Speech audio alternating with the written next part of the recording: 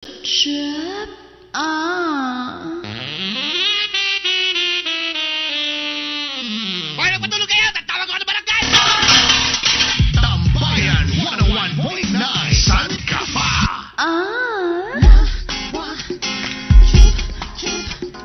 Oras sa Tambayan, it's now 11:42. Yan ang tamang oras ng mga taong lasing na sa mga oras na ito. Ang aga naman, pre. Di ganun yun, man. Alam nyo kung ano ang tip ko sa inyo? Naikwento lang to sa akin ng friend ko para hindi daw kayo agad malalasing. Unang-una, huwag kayong tatabi malapit sa hangin or sa electric fan sa aircon.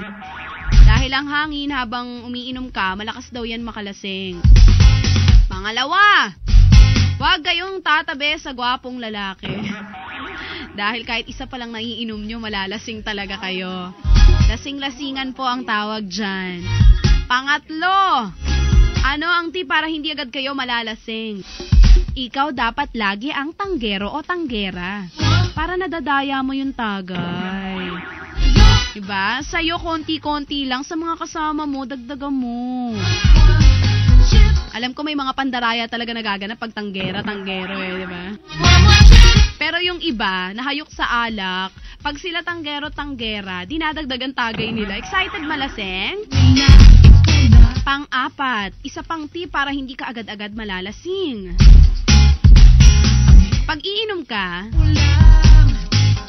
lagi kang pupunta sa banyo pag nawiwiwi ka, huwag mong pipigilin ng ihi mo. Dahil pag nirelease mo daw ihi mo, mawawala ang amats mo. Mga kasabihan yan ng mga lasing. Ika-apat, kung ikaw ay nag-iinom, ika-5 na pala, kanina pa ika-4, number 4, tas number 4 ulit, di marunong magbilang? Ika-5. At final tip para hindi ka agad-agad malasing. Kapag nag-iinom ka, dapat walang kasabay na yosi. Dahil pag pinagsabay mo daw ang alak at ang yosi, mas mabilis kang malalasing. Meron pa pala last. Para hindi ka agad-agad malasing, huwag kayo magpulutan. Promise.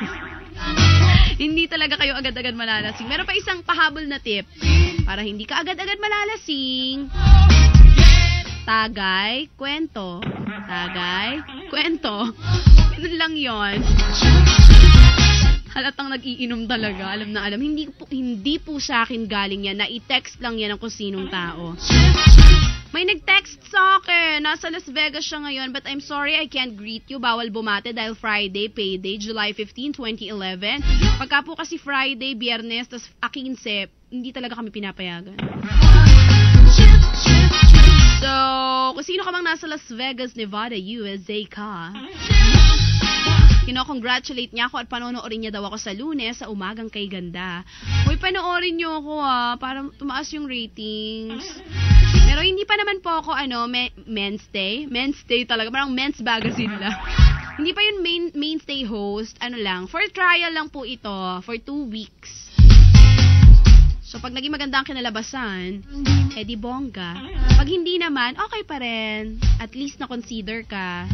Bongga pa rin yun. July 18 hanggang July 29, 2 linggo po yan nasa Umagang Kay Ganda. Kung susuportahan nyo.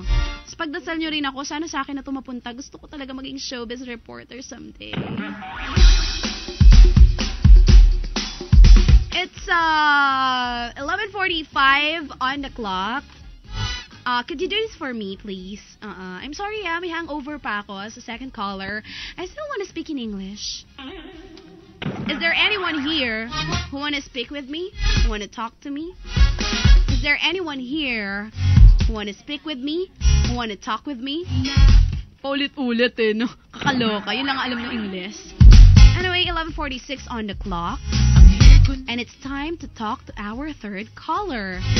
And nag-uusap tayo kanina tungkol sa pangalan. Ang galing naman. Pangalan ng second caller natin, James talaga. Pero gusto niya tawagin siyang Jamie bilang bakla siya, 'di ba?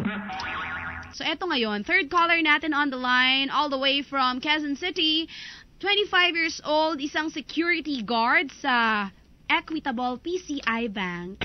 Sorry, daldalmi, hindi ko mapigilan. Kausapin natin, pangalan din po, katukayo ng second caller natin kanina. Hello, James. Hello po, Ate Cha. Hi, baby boy. Pahina ng radyo. Akala ko off the air yun. Pahina ng radyo. Patay na. Naman eh! Ay, tapos na. Gusto eh. Hello. Kainis ka. Napahinaan na po. Nainaan na. Hindi ako galit. Ano ka ba? Normal ko yun. James? Hello po. Mahina na?